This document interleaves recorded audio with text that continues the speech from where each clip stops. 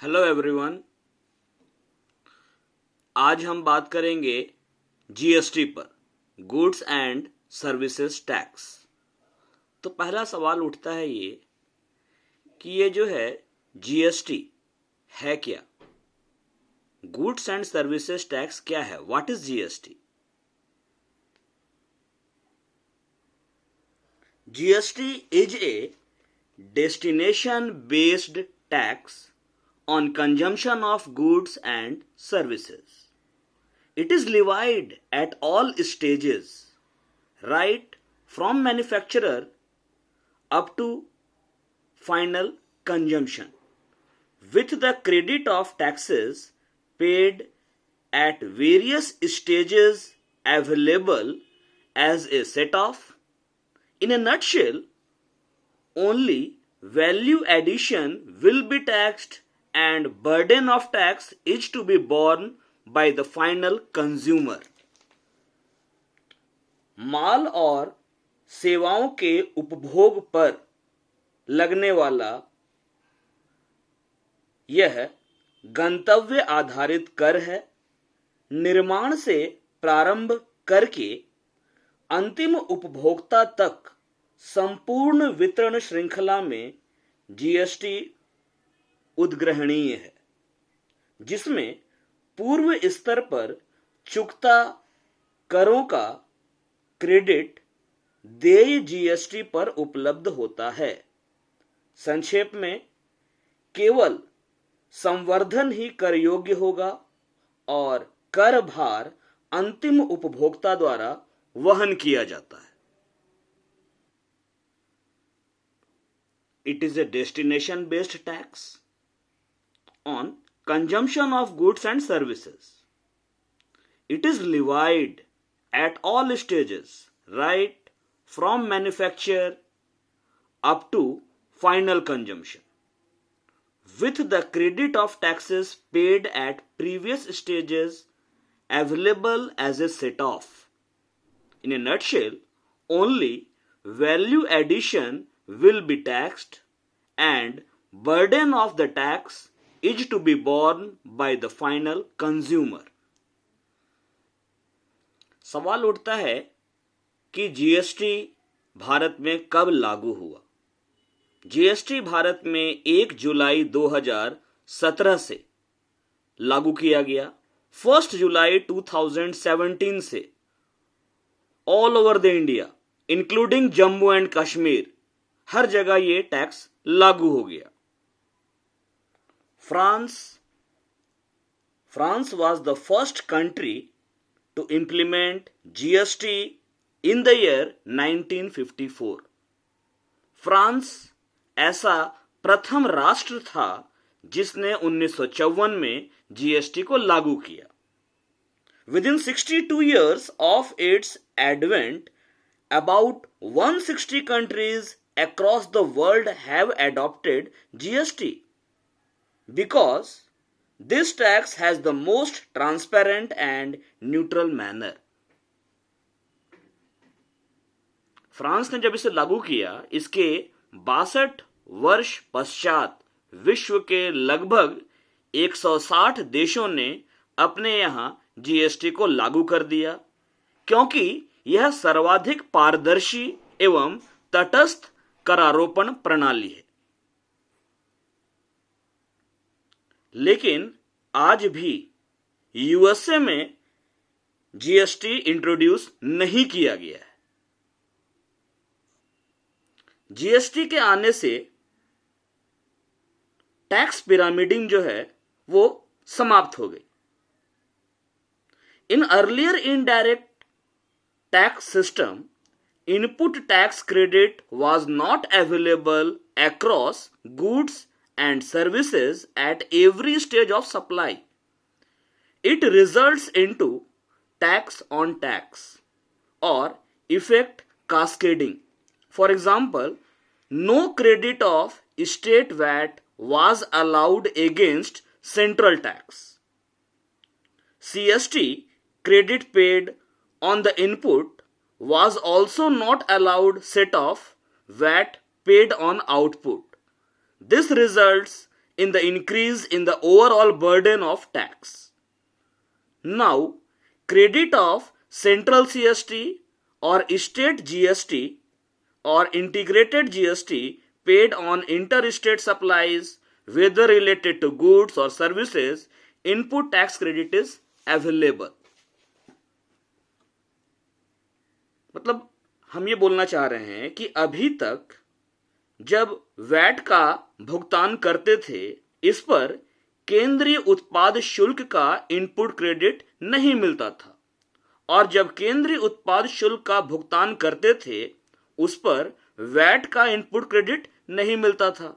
यही स्थिति वैट और सेवा कर के लिए भी थी। इसे ही cascading effect, tax on tax कहते हैं, जो कि कर पर कर की स्थिति है, जो कि अब तक की अप्रत्यक्ष कर प्रणाली की सबसे बड़ी कमी है। अब आप चाहे जो भी कर, चाहे वो केंद्र का CGST हो या राज्य का SGST हो या दो राज्यों के मध्य व्यापार के दौरान चुकाया हुआ IGST हो, जो कि माल, सेवा या पूंजीगत माल संबंधी हो, इनको इनपुट क्रेडिट मिल जाएगी। GST is consumption based tax on VAT principle. That is, tax will be payable in the state in which goods and services are finally consumed. GST will be based on VAT system of allowing input tax credit for payment of tax on output supply.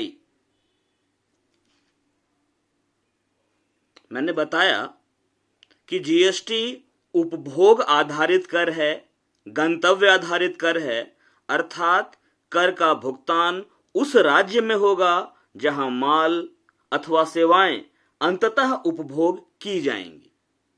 GST VAT प्रणाली पर आधारित है, जिसमें बाह्य पूर्ति पर यानी कि सेल पर, विक्रय पर देय कर के विरुद्ध आंतरिक पूर्ति पर यानी कि परचेस पर चुकता कर, जो कर हम पे कर चुके हैं, उसका क्रेडिट उपलब्ध होता है। जिस राज्य से माल की आपूर्ति की जाती है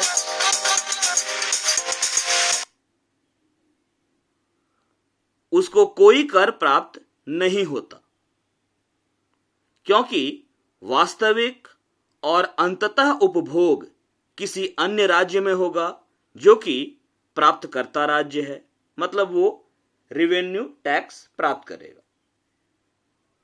अब हम बात करेंगे which of the existing taxes are subsumed under GST।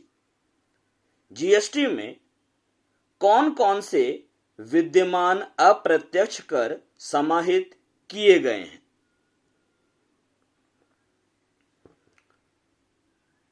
GST में कौन कौन से अप्रत्यक्ष कर समाहित किए गए हैं, कौन कौन से इनडायरेक्ट टैक्स सबस्यूम कर लिए गए हैं जो GST में शामिल हो गए हैं। इसको दो पार्ट में बांट सकते हैं। एक तो सेंट्रल गवर्नमेंट के द्वारा लगाया गया टैक्स जो पहले चल लगता था, अब सबस्यूम्ड हो गया GST में, और दूसरा स्टेट गवर्नमेंट जो लगाती थी अब सबस्यूम हो गया GST में। तो फर्स्ट हम बात करते हैं taxes levied and collected by the centre have been subsumed are, first है सेंट्रल एक्साइज ड्यूटी, दूसरा है duties of excise, medicinal and toilet preparations, तीसरा है additional duties of excise, goods of special importance, चौथा है एडिशनल ड्यूटीज ऑफ कस्टम्स जिसको हम लोग CVD के नाम से जानते हैं, special additional duty of customs जिसको हम SAD के नाम से जानते हैं, और सर्विस टैक्स।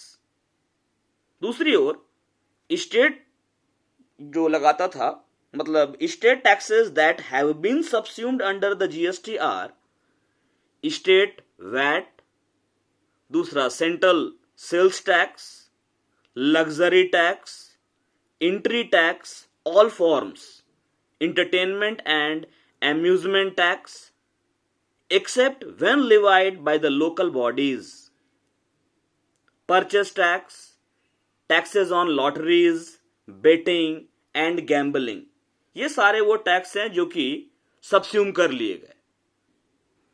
तो ये है taxes levied and collected by the centre have been subsumed, central excise duty मतलब केंद्रीय उत्पाद शुल्क, दूसरा है ड्यूटीज ऑफ एक्साइज, इसको उत्पाद शुल्क बोलते हैं, मेडिसिनल एंड टॉयलेट प्रिपरेशन, औषधीय एवं स्वच्छ तैयारी उत्पाद। सी है एडिशनल ड्यूटीज ऑफ एक्साइज, यानी कि अतिरिक्त उत्पादन शुल्क, वो भी किस पे लगता है? गुड्स ऑफ स्पेशल इंपॉर्टेंस, विशेष महत्व के माल पर। स्पेशल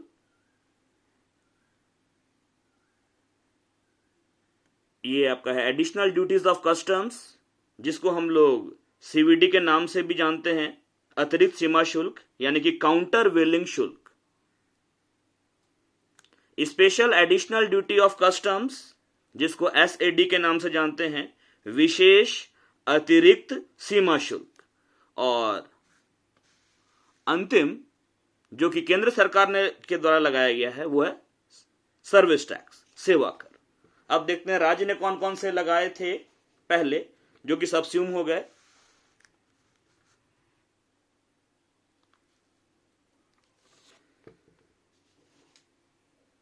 राज्य द्वारा उद्गृहित एवं संग्रहित निम्नांकित कर जीएसटी में समाहित किए गए हैं।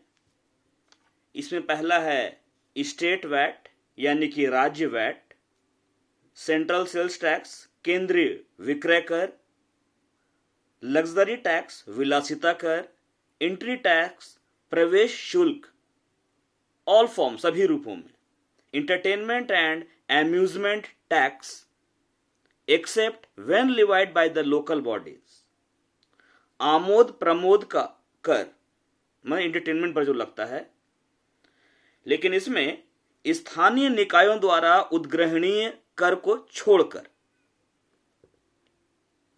परचेस टैक्स क्रय कर, tax on lotteries, betting and gambling, lottery, शर्त और जुआ पर कर, ये सारे वो टैक्स हैं जो कि स्टेट गवर्नमेंट पहले तो इंपोज करती थी, लेकिन अब जीएसटी में ये सबस्यूम कर लिए गए, समाहित हो गए।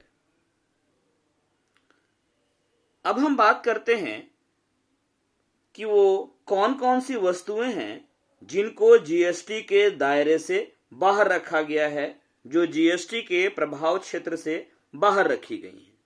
विच are the commodities kept outside the purview of GST, वो कौन सी वस्तुएं हैं, वो कौन सी कमोडिटीज हैं जिनको जीएसटी के दायरे से, जीएसटी के प्रभाव क्षेत्र से बाहर रखा गया है, जिन पर जीएसटी लागू नहीं होता है। Article 366 sub clause 12A of the Constitution as amended by 101st Constitutional Amendment Act 2016 defines the goods and services tax as a tax on supply of goods or services or both, except supply of alcoholic liquor for human consumption. 5 petroleum products such as petroleum crude, motor spirit, petrol, high speed diesel, natural gas and aviation turbine fuel have temporarily been kept out of GST. Furthermore, electricity has been kept out of GST. संविधान 101वां संशोधन अधिनियम 2016 के अधीन अनुच्छेद 366 उप अनुच्छेद 12A में GST को माल या सेवाओं या दोनों पर लागू किया गया कर है। मानवीय उपभोग के लिए मादक शराब को छोड़कर और 5 पेट्रोलियम उत्पाद कच्चा petroleum, motor spirit, high speed diesel, प्राकृतिक गैस और हवाई ईंधन को अस्थायी रूप से जीएसटी से बाहर रखा गया है। इनके अतिरिक्त बिजली को भी जीएसटी से बाहर रखा गया है। और एक कमाल की बात है, tobacco and tobacco products would be subject to GST. In addition, the center would have the power to levy central excise duty on these products. तंबाकू एवं तंबाकू उत्पाद जीएसटी के अधीन होंगे, लेकिन इसके अलावा केंद्र सरकार इन उत्पादों पर केंद्रीय उत्पाद शुल्क आरोपित करने हेतु सशक्त है।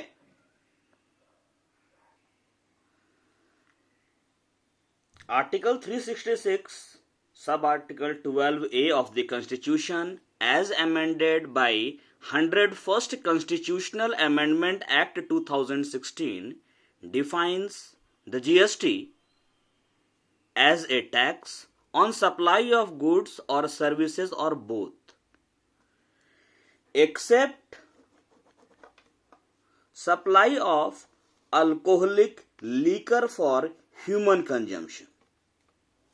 मतलब संविधान 101वां संशोधन अधिनियम 2016 के अधीन अनुच्छेद 366 उप अनुच्छेद 12A में जीएसटी को माल या सेवाओं या दोनों पर लागू किया गया कर बतलाया गया है, लेकिन मानवीय उपभोग के लिए मादक शराब को छोड़कर। इसका मतलब जीएसटी जो है वो एक ऐसा टैक्स है जो गुड्स या सर्विसेज या दोनों की सप्लाई पर लगता है, लेकिन अल्कोहलिक लिकर जो ह्यूमन कंजम्पशन के लिए है, मानवीय उपभोग के लिए मादक शराब पर की सप्लाई पर यह जीएसटी लागू नहीं होता है। इसके अलावा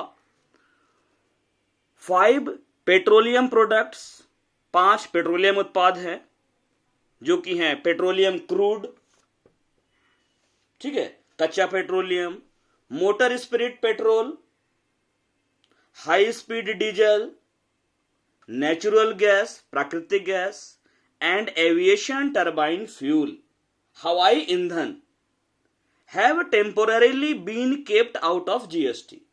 इनको अस्थायी रूप से जीएसटी से बाहर रखा गया है। Furthermore, electricity has been kept out of GST. बिजली को भी जीएसटी से बाहर रखा गया है। जीएसटी के अधीन कौन कौन से टैक्स लगाए जाते हैं? तो पहला तो है सेंट्रल जीएसटी, केंद्रीय माल एवं सेवा कर, central goods and services tax. दूसरा है एसजीएसटी, मतलब स्टेट जीएसटी, राज्य वस्तु एवं सेवा कर, माल एवं सेवा कर, या यूटीजीएसटी, यूनियन टेरिटरी जीएसटी, संघीय क्षेत्र वस्तु एवं सेवा कर। और चौथा जो है वो है आईजीएसटी, मतलब इंटीग्रेटेड जीएसटी, जो कि अंतरराज्यीय व्यापार के दौरान लगता है। मतलब एक स्टेट से दूसरे स्टेट में जब ट्रांजैक्शन होता है, इंटर स्टेट। प्रश्न यह भी उठता है कि व्हाई इज ड्यूअल जीएसटी। उसके पहले यह जान लीजिए, मैं बता देता हूं, अगर सेम स्टेट में एक ही राज्य में लेन देन हो रहा है तो 2 तरह के टैक्स लगेंगे, सीजीएसटी और एसजीएसटी, सेंट्रल जीएसटी और स्टेट जीएसटी। अगर 2 विभिन्न राज्यों के बीच में, 2 डिफरेंट स्टेट्स के बीच में या इंपोर्ट एक्सपोर्ट हो रहा है तो उस केस में IGST, इंटीग्रेटेड जीएसटी। अगर यूनियन टेरिटरी लाइक चंडीगढ़ है ना, लक्षद्वीप है, ठीक है, इस तरीके से अगर यूनियन टेरिटरी में सेल किया जा रहा है तो उस केस में CGST यानी कि सेंट्रल जीएसटी और UTGST यूनियन टेरिटरी जीएसटी लगेंगे। अब प्रश्न यह उठता है कि दोहरा जीएसटी क्यों आवश्यक है? Why is dual GST required? तो इसका जवाब हम यह दे सकते हैं कि India is a federal country where both the centre and the states have been assigned the powers to levy and collect taxes through appropriate legislation. Both the levels of government have distinct responsibilities to perform according to the division of powers prescribed in the Constitution, for which they need to raise resources. A dual GST is therefore keeping with the constitutional requirement of fiscal federalism. Bharat एक संघीय देश है जहां केंद्र और राज्य दोनों को उपयुक्त विधान मंडलों द्वारा करों के उद्ग्रहण एवं संग्रहण की पृथक पृथक शक्तियां, अलग अलग शक्तियां प्रदान की गई हैं। सरकार के दोनों स्तरों पर केंद्र और राज्य संविधान द्वारा प्रदत्त शक्तियों के अधीन विशिष्ट उत्तरदायित्वों के निर्वहन को सौंपा गया है।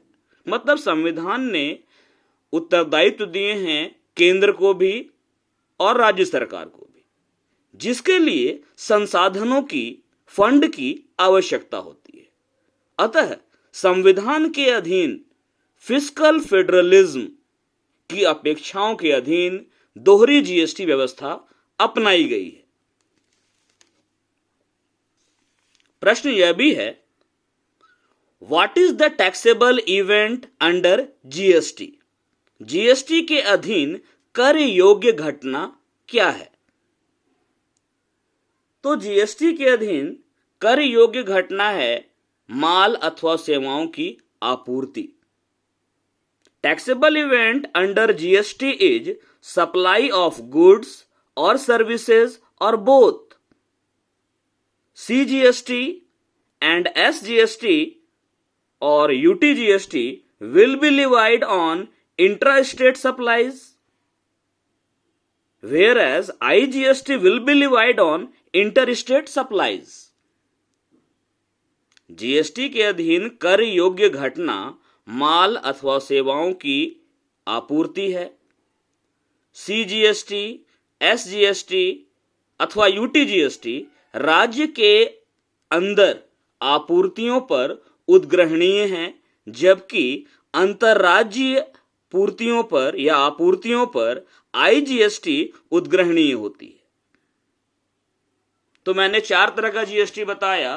सेंट्रल जीएसटी, दूसरा स्टेट जीएसटी, इसी के साथ में है UTGST और अंतिम है, UTGST का पूरा नाम हो गया यूनियन टेरिटरी जीएसटी, और लास्ट वाला क्या है, IGST इंटीग्रेटेड जीएसटी।